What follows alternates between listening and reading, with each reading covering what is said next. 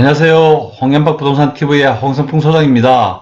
오늘은 공인중개사 창업준비 세 번째 편으로 사무실 입지와 인테리어에 대해서 한번 알아보도록 하겠습니다. 자, 먼저 사무실 입지와 인테리어의 목차를 한번 살펴보면요. 사무소의 근본 기본 입지 분석, 그 다음에 사무소의 입지 분석, 유형별 사무소 입지 분석, 그 다음에 실내리어 인테리어, 이렇게 네 가지를 한번 살펴보도록 하겠습니다. 먼저 기본 입지 분석을 한번 살펴보면요. 입지 분석 체크리스트를 한번 살펴보면 자, 기본 사항으로 위치와 용도, 면적, 소유주 등이 있습니다. 행적지역상 위치가 매우 중요합니다. 예를 든다면 이렇게 경계가 있다면 A 사무실은 여기가 있고 B 사무실은 여기가 있다면 A 사무실은 관공서에 가는데 5분이 걸린다면 B 사무실은 내가 50분이 걸린다고 생각했을 때 우리는 움직이는 시간도 생각을 해볼 수밖에 없습니다. 그래서 이런 경우에는 너무 멀리 떨어져 있는 데를 가야 되는 경우는 문제가 생길 수 있으니까 좀 가까운 데로 하시고요. 법률상 용어에도 우리 공인중개사 사무소는 제1종 그린생활시설과 제1, 2종 그린생활시설에 들어갈 수가 있습니다. 그런데 그 건물이 불법 건축물이 있거나 위반 건축물이 있을 경우에는 허가나기 어렵거든요. 그런 경우에 확인을 하신 다음에 들어가셔야 됩니다. 안 그러면 어렵습니다. 그 다음에 토지 대장상 면적과 그 다음 주택의 면적이 상가의 면적이 한번 했을 때 그게 용적률이나 건폐율이 너무 오버가 되는 경우가 생기면 그것도 어렵다고 봐지니까 한번 체크해 보시고요. 그럼 소유주는 오리지널 소유주와 진성 소유주와 권리 관계가 확실한 사람과 계약을 하시기 바랍니다. 그 다음에 일반 사항으로 가장 중요한데요. 교통 여건. 자, 내 사무실 얻고자 하는 사무실에 지하철이나 버스, 철도 등의 교통 여건이 상당히 좋은 데가 있다면 이동 인구가 많다라고 보고, 그런 경우에는 우리 사무실도 노출 빈도가 좋으니까 앞으로 영업하기가 쉬울 것이라고 생각이 듭니다. 그러나 그렇지 않다면 어렵겠죠. 그 다음에 문화 편의시설도 마찬가지입니다. 문화 편의시설이 있음으로 해서 접근성이라든지 방법, 시간 이런 것들이 약간 차이는 있겠습니다만, 일단 많은 사람이 모이는 장소가 있다고 한다는 것은 노출 빈도가 있으니까 나쁘지도 않을 것으로 보여주고요. 그 다음에 의료 공업시설도 한 번쯤 생각해 볼 필요가 있습니다. 제일 중요한 게 인구 동향입니다. 뭐니 해도 머니가 최고인데 그 머니는 사실 사람에서부터 비롯되는 거거든요. 그렇게 했을 때 지금 거주 인구가 얼마나 되는지, 또는 유동 인구는 얼마나 되는지, 세대수는 얼마나 되지, 또는 소득 수준은 어떻고, 또는 소비 수준이 어떻는지에 따라서 부동산이 영업이 되는 방법이 다르기 때문에 그 부분에 대해서 여러분들이 체크를 꼭 한번 해보시고 사무실을 얻어야 될 것으로 생각이 됩니다. 또한 산업 동향에도 주택 보급률이 상당히 많아서 110%가 넘어간다는 지역 같은 데 같으면 공실이 많기 때문에 임대 이런 게 어렵거든요. 그런 경우는 들어가지 않는 것이 좋을 것이라고 보여주고요. 그 다음 자연 여건 중에서는 사람들의 심리가 올라가는 경우는 싫어합니다. 내려오는 걸 좋아하지. 그래서 사무실이 대다수의 사람들이 내려오면서 들리는 사무실 같으면 좋은데 올라가면서 들리는 사무실 같으면 조금 고려해야 된다, 이렇게 봐집니다. 접근성 한번 살펴보겠습니다. 일단 접근성이 좋아야 되겠죠. 접근성이 좋으려면 어떻게 되겠죠? 사람 눈에 잘 띄는 빈도수가 또 좋아야 되겠죠. 네, 빈도수가 좋아야 됩니다. 빈도가 좋으면 어떠냐? 일단은 주황대로 8차선이나 뭐 10차선 이런 데는 피하는 게 좋습니다. 왜냐하면 이거는 중간에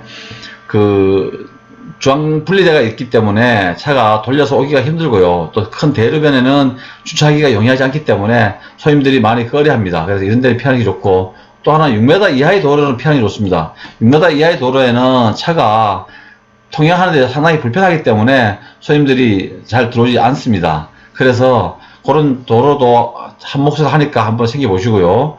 그 다음에 또 하나는 사무소 위치에 따라서 내가 해야 될 전문성이 달라집니다. 내가 어떤 걸 하겠냐에 따라서 전문을 할 필요도 있겠지만 내가 어떤 데 얻었느냐에 따라서 그것도 전문을 할 필요도 있다고 봐집니다. 한번 챙겨보도록 하겠습니다. 자, 유형별 사무소를 한번 보면요. 내가 아파트 지역에 만약에 들어간다고 했을 경우에는 단지 내 상가가 사실은 5에서 10평뿐이 안 되기 때문에 그렇게 크지 않잖아요. 그런 경우에는 초보자나 또는 여성 공인중개사가 영업하기에 안성맞춤이다. 이렇게 봐주고요. 그 세대수는 500세대일 경우에 한 개 정도가 적당한데 만약에 1000세대가 있는데 기존에 벌써 3개 정도가 있다라고 하면 들어가지 않는 것이 현명합니다. 들어가면 늦게 간 주자가 따라가려면 쉽지 않습니다. 그래서 이런 경우는 피하시는 게 좋겠고요.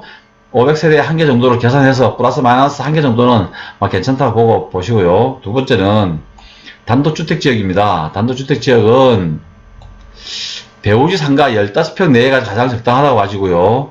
경사지는 피하는 게 좋습니다. 아까도 말씀드렸지만 경사지는 사람들이 경사지에는 잘 접근을 안 하려 하기 때문입니다. 그리고 대로변도 피하는 것이 좋겠고요.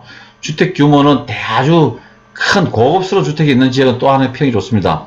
왜냐하면 고급주택은 대다수 사람들이 보수적이라 잘 팔거나 잘 나가지 이사를 가지 않습니다. 그래서 우리가 해야 될 일이 별로 없을 것이고요. 또 그 다음에 생활 수준이나 생산 수준도 한번 고려해 보시고 그다음 주차장이 있는지도 한번 고려해 보셔야 됩니다. 그 다음에 상업용과 업무용을 하는 경우에는 이게 참 중요한데요. 나는 상가를 할 것이야 하면서 골목 뒤쪽에 앉아 있다면 안 되겠죠. 그런 경우에는 임대료나 이런 권리금이 비싸더라도 중심 상권으로 들어가야 됩니다. 왜냐하면 온 손님들이 이 사무실 참 좋은데 자리에 앉았네 하면 그 소정이 상당히 잘 보는 걸로 그렇게 실력이 있는 걸로 인정하기 때문에 그분에게 맡겨서 상가를 사거나 임대를 할 경우가 상당히 많거든요. 그래서 상가나 업무용 빌딩 할 경우에는 무조건 중상권을 가라 그렇게 말씀을 드리고 싶고요. 기타인 경우에는 공장, 토지, 경매, 여관 이런 경우는 인접지로 가기 좋습니다. 공장이 많은 인접지에 가서 공장하는 게 좋지. 공장은 저 멀리 있는데 여기만 있다면 손님이 안 오겠죠. 그다음 토지도 마찬가지입니다. 토지도 시내 지역보다는 조금 외곽지에서 접근성이 가장 좋은 쪽으로 하는 게 좋겠고요. 그 다음 경매도 마찬가지입니다. 경매는 법원 앞이 제일 좋겠죠. 경매를 하는 법원에서 가까운 쪽에 있어야 경매를 의뢰하는 사람들이 많이 올 수 있기 때문입니다. 또한 여관을 내가 전문으로 하고 싶다면 아무래도 여관 밑집 지역에 가서 여관 전문 중개업을 하시는 게 현명할 것으로 봐집니다. 자, 인테리어에 대해서 한번 살펴보도록 하겠습니다. 인테리어는요, 단순히 아무리 맛있는 사과라도 깔끔하게 닦아놓지 않으면 사람이 안 사겠죠. 마찬가지입니다. 내가 아무리 좋은 위치에 있다 하더라도 실내 장식이, 인테리어가 깔끔하지 않으면 손님들이 선호하지 않으면 안 됩니다. 그래서 그런 경우는 돈이 많이 들어서가 아니라 깔끔하고 세련되게 인테리어를 하셔서 손님을 맞이하시기 바라고요. 아마 있어야 될 거는 물건 접수대는 있어야 될 것입니다. 단순히 물건을 접수하러 왔지만 앉아서 차 한 잔 정도 드시고 대화를 나누면서 접수장을 쓸 수 있는 정도의 공간이 있어야 될 것입니다. 그 다음에 우리가 미팅룸이 계약룸이 있어야 됩니다. 보통 미팅룸 겸 계약룸인데요. 왜냐하면 계약을 하는 분들은 대다수 남에게 계약하는 것 자체를 노출시키기 꺼려합니다.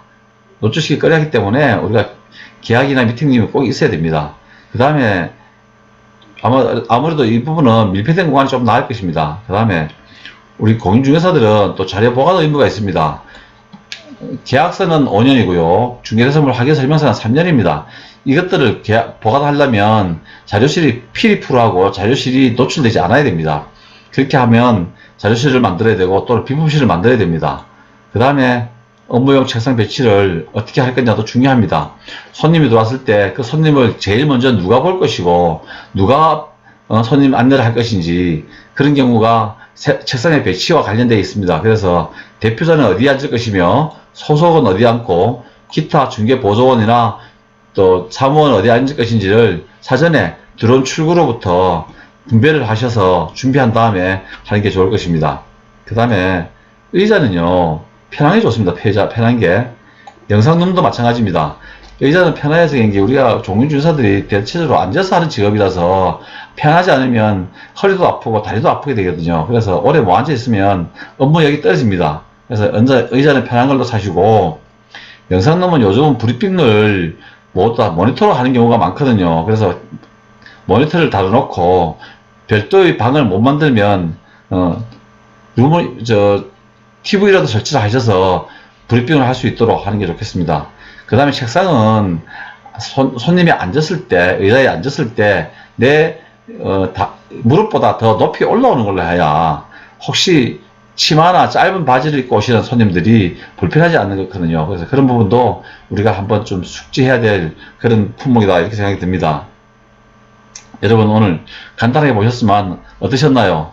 시청해 주셔서 감사드리고, 다음은 공인중개사 창업준비 샵 4로 제4편 창업자금과 운영자금입니다. 많은 시청 부탁드리겠습니다. 감사합니다.